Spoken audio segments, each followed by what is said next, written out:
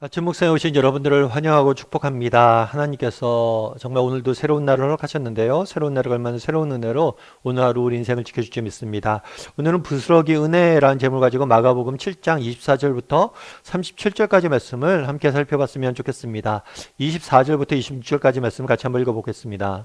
예수께서 일어나사 거기를 떠나 두로 지방으로 가서 한 집에 들어가 아무도 모르게 하시려 하나 숨길 수 없더라. 이에 더러운 귀신 들린 어린 딸을 둔 한 여자가 예수의 소문을 듣고 곧 와서 그 발 아래에 엎드리니 그 여자는 헬라인이요 수로보니게 족속이라. 자기 딸에게서 귀신 쫓아내 주시기를 간구하거늘. 네. 예수께서 어디로 갔냐면 두로 지방으로 갔어요. 이 두로 지방은 주로 이방인이 거주하는 지역이에요. 사실 예수님은 주로 유대 지방에서 활동을 하셨습니다. 근데 이렇게 가끔 이방인 지역으로 가실 때가 있었어요. 특별히 이번에는 아무도 모르게 조금 조용히 가시길 원하셨던 것 같아요. 그럼에도 불구하고 예수님이 가신다는 소문이 아마 났던 것 같습니다. 그래서 이 예수님의 소문을 듣고 누가 왔냐면 한 여인이 찾아와서 그에게 엎드렸어요. 근데 이 여인은 누구라고요? 헬라인이고 수로보게아 족속이다. 이 여인은 이방인이었어요. 이방인 여인이 예수님에게 와서 무릎을 꿇은 거죠. 그럼 왜 이 여인이 와서 이렇게 간절히 엎드렸을까요? 그 이유는 자기 딸의 귀신이 들렸나 봐요. 이 귀신을 내쫓아 주길 간구한 거죠. 사실은 우리가 성경을 읽다 보면 이렇게 예수님 앞에 와서 병든 자들이나 이렇게 귀신 들린 자들이 와서 고쳐달라는 말을 하는 모습들을 보게 됩니다. 이건 너무나 자연스럽게 우리가 받아들이는 모습이죠. 근데 그 다음이 좀 이상해요. 어떤 점에서 이상할까요? 우리 27절부터 30절까지 말씀을 같이 한번 읽어볼까요? 예수께서 이르시되 자녀로 먼저 배불리 먹게 할지니 자녀의 떡을 취하여 개들에게 던짐이 마땅치 아니하니라. 여자가 대답하여 이르되 주여 올소이다마는 상 아래 개들도 아이들이 먹던 부스러기를 먹나이다. 예수께서 이르시되 이 말을 하였으니 돌아가라. 귀신이 내 딸에게서 나갔느니라 하시매 여자가 집에 돌아가 본즉 아이가 침상에 누웠고 귀신이 나갔더라. 참 여기서 되게 중요한 게 이제 예수님의 반응이에요. 이 여인이 귀신을 쫓아내달라, 자기 딸을 구해달라고 간구하잖아요. 근데 예수님의 반응이 원래 우리가 생각했던 그런 예수님의 모습과는 거리가 좀 있어요. 이렇게 말씀하신 거죠. 자녀로 먼저 배불리 먹게 할지니 자녀의 떡을 취하여 개에게 던짐이 마땅하지 않다. 자녀의 떡을 취하여 개에 던짐이 마땅하지 않다. 이게 무슨 의미일까요? 이건 그런 말이겠죠. 자기가 온 거는 누굴 위해서 온 거예요? 유대인들을 위해서 왔다는 거예요. 나는 유대인이고 유대인들을 왔기 때문에 유대인들을 고치기도 바쁘다는 거예요. 내가 유대인들을 위해서 왔는데 개 같은 너희들, 이방인들에게 베풀 자비는 없다 라고 이야기한 거예요.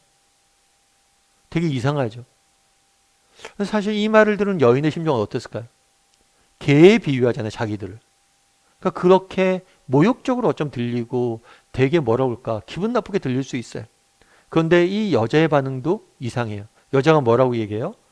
이르되 주여 올소이다. 예수님 당신 말이 맞습니다. 그런데 상 아래 개들도 아이들이 먹는 부스러기를 먹나이다. 예수님의 말에 대해서 부정하지 않아요. 오히려 옳다고 이야기해요. 그러면서 상 아래 개들도 부스러기를 먹는다. 다르게 말하면 그래요, 맞습니다. 어쩌면 저는 자격이 없을지 모릅니다. 하지만 그럼에도 불구하고 은혜를 구합니다. 그럼에도 불구하고 자비를 구합니다. 라고 말하는 거죠. 그러자 예수님께서 뭐라고 얘기해요? 돌아가라, 귀신이 내 딸에게 나아갔느니라 라고 이야기하고 그 딸을 고쳐주시는 모습들을 보게 됩니다. 그럼 오늘 본문을 통해서 우리가 알 수 있는 건 뭘까요? 무엇보다도 오늘 이야기를 통해서 우리가 알 수 있는 건 뭐냐면 하나님의 은혜가 무엇인지 하는 거예요. 하나님의 자비가 무엇이냐는 거예요. 이 여인은 뭘 구했어요? 하나님의 은혜와 자비를 구했어요. 오히려 저는 자격이 없습니다. 하나님 당신밖에 없습니다. 라고 이야기한 거예요.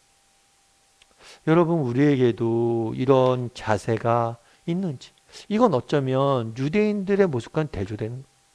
유대인들은 그 당시에 율법을 지켰어요. 그 당시에 유대인들은 율법을 지키기 위해 노력을 했어요. 나는 이런 것도 지켰고, 한 번 어떤 사람이 예수님께 찾아와서 전 어려서부터 하나님의 율법을 다 지켰습니다. 얘기까지 했어요. 나는 이걸 지켰고 이걸 했고 이걸 했고 이걸 했고 나는 자격이 있다. 하나님의 은혜를 받을 하나님의 백성으로 자격이 있다. 나를 축복해달라라고 이야기를 했어요. 그런데 이방인 여인은 그러지 않아요. 저는 자격이 없습니다. 하나님의 은혜와 자비만을 구할 뿐입니다. 라고 이야기를. 여러분 우리에게도 이런 마음들, 이런 자세가 있는지 한번 돌아봤으면 좋겠어요. 여러분 우리가 하나님이 우리에게 기도에 응답하시다거나 우리에게 은혜를 베푸시다거나 우리 인생을 축복하신다거나 우리 인생에 정말 어떤 자녀를 우리를 하나님의 백성을 삼아 주시는 게 우리 자격 때문이 아니에요. 내가 잘났기 때문에 내가 뭘 했기 때문에 우리에게 이런 은혜를 베푸신 게 아니에요. 우리가 하나님의 자녀 된 것 자체가 그렇다는 거. 오직 뭐예요? 하나님의 은혜라는 거. 이건 하나님의 백성 되는 것뿐만 아니죠. 우리의 삶 자체가 그래요. 우리의 삶 자체가 오직 하나님의 은혜와 자비로 이루어져 있다는 거. 그래서 우리가 이 사실을 기억해야 돼요. 그리고 또 한 가지 우리가 오늘 본문에서 배울 게 있어요. 그건 뭐예요? 정말 우리도 이 여인처럼 강구할 수 있냐는 거예요. 사실 쉽지 않아요. 그날에 뭐예요? 예수님께서 마치 뭘 한 거예요? 예수님 제 딸을 고쳐주십시오 라고 이야기했을 때 예수님이 마치 거절하는 것처럼 보였어요. 나 아니다. 내가 널 왜 고쳐주냐? 라고 이야기했어요. 너는 자격이 없지 않냐? 라고 이야기했어요. 그렇지만 그런 말을 듣고 뭐예요? 예, 자격이 없지만 하나님의 자비를 구합니다. 라고 끝까지 하나님의 은혜를 구하는 모습들을 보게 되는 거예요. 우리도 마찬가지예요. 이 땅을 살다 보면 때로는 하나님이 내 기도에 충목하는 것처럼 보일 때가 있어요. 내 기대를 외면하는 것처럼 보일 때가 있어요. 그럴 때라도 뭐예요? 정말 우리 하나님 앞에 나아가기만 한다면, 정말 하나님 앞에 끝까지 매달리기만 한다면 하나님께서 뭘 하시는 거예요? 우리 인생에 은혜를 베푸시고 자비를 베푸시고 그날에 이 여인에게 행하셨던 것처럼 우리 삶 가운데 행하시는 거예요. 그래서 여러분 정말 우리도 이 여인처럼 정말 어떤 상황, 어떤 형편 중에 있든지 하나님의 은혜를 구할 줄 아는 사람이 되었으면 좋겠어요. 예전에 제가 한식 대첩이라는 뭐 이런 이렇게 음식 프로그램이 있어요. 이 음식 프로그램은 뭐냐면 이제 뭐 경연대회죠. 음식 경연대회예요. 그래서 한식을 가지고 그래서 한식을 갖고 왔는데 이게 뭐냐면 뭐 각 팔도의 대표들이 나와서 하는 거예요. 뭐 대표라고 정해진 건 아니고 뭐 전라도에서 한 팀, 뭐 경상도에서 한 팀 이런 식으로 나와요. 그런데 북한에서도 북한 출신의 사람들이 이제 북한 대표로 또 나와서 음식을 하더라고요. 그러다 보니까 이게 매주 한 팀씩 두 팀씩 이렇게 떨어져요. 근데 좀 한 팀이 떨어진 다음에 뭐가 있었냐면 저기 있어요. 패자부활전이 있었어요. 그래서 그동안 떨어진 사람들 중에서 한 팀은 다시 기회를 주는 거예요. 그래서 이 패자부활전을 통해서 누가 되냐면 북한 팀이 다시 이제 기회를 한 번 더 얻은 거예요. 근데 이 기회를 얻었을 때 이 북한 팀 사람들이 막 우는 거예요. 그랬더니 MC가 물어요. 뭐라고 하냐면 아니 패자부활전에서 다시 한번 기회를 받은 게 이렇게 기쁘세요? 라고 물은 거예요. 마치 우스꽝한 사람처럼 우니까. 그런데 이 사람이 그런 얘기를 하더라고요. 뭐라고 했냐면 북한에서는 패자부활전 같은 게 없습니다. 한 번 실수하면 끝입니다. 또다시 기회를 주지 않습니다. 이런 이야기를 하더라고요. 그래서 다시 한번 기회가 있다는 사실 자체가 너무 감격스러웠다고 그러더라고요.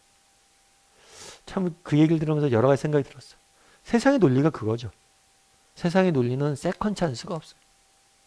다시 한번 기회가 없어요. 너는 무너졌다. 너는 실수했다. 너는 끝이다. 라고 이야기합니다. 하지만 그렇지 않아요. 하나님의 자비는 그런 성격이 아니죠. 하나님은 우리가 실수하고 넘어져도 우리가 자격이 없어도 끊임없이 우리에게 기회를 주시잖아요. 중요한 건 정말 어떤 형편, 어떤 상황에서도 하나님께 나가는 거예요. 이 여인이 그랬잖아요. 자격이 없고 실패했고 너는 자격이 없다. 사람들이 손가락질하고 이야기했지만 여전히 하나님의 은혜를 구하자. 바라기는 우리 다음의 식구들도 정말 하나님의 자비에 대해서 알았으면 좋겠어요. 정말 우리가 자격이 있든 없든 그런 게 중요한 게 아니에요. 우리가 나가기만 해서 하나님의 자비를 구한다면, 하나님의 은혜를 구한다면 하나님께서 우리의 기도에 응답하시고 우리를 도우시고 우리 삶 가운데 역사하세요. 그런 믿음을 가지고 정말 어떤 형편, 어떤 상황이 있든지 하나님 저를 도와주세요. 하나님 당신의 은혜를 구합니다. 이렇게 하나님께 기도할 줄 아는, 구할 줄 아는 저나 여러분이 되기를 주님의 이름으로 소원합니다.